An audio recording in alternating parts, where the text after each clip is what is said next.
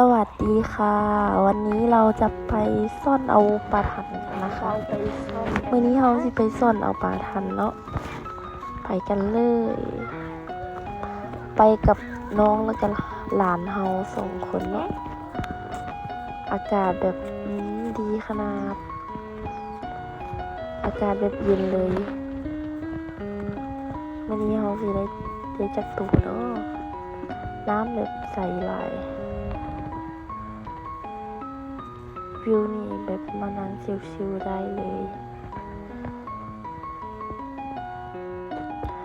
หลานเฮาแล้วกำลังดำปลายิงปลาอยู่เนาะนี่น้ำโคตรใสนี่เขาก็จะลงเกียมตัวจะไปซ่อนแล้วเนาะแต่ว่ามาอาบน้ำเล่นก่อนฮ้อนแหงหลานก็กำลังดำยิงปลาอยู่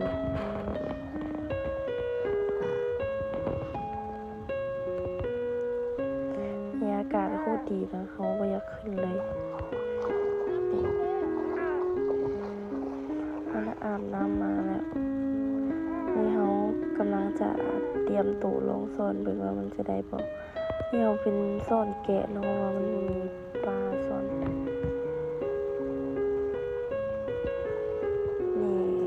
ลองมาว่าจะได้กี่ตัว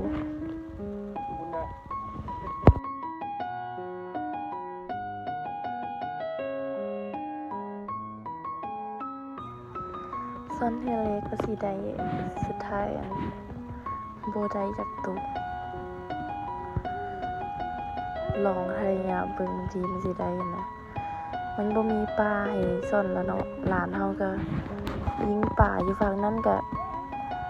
ว่าได้ตัว2 ตัวเฮาอัดซ่อนบ่คืออีจุงกี่ตัวเลยซ่อนไปซ่อนมาก็ลืมสิขี้ค้านแล้วเด้เพราะว่ามันบ่มีเนาะ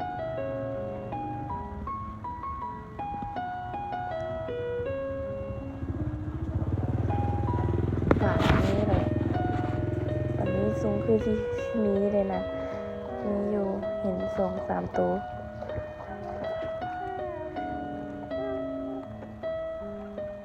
แบบอากาศโคตรเป็นตาเป็นนางซิวเลยทุกคนอากาศดีหลายเฮาไม่อยากขึ้นเลย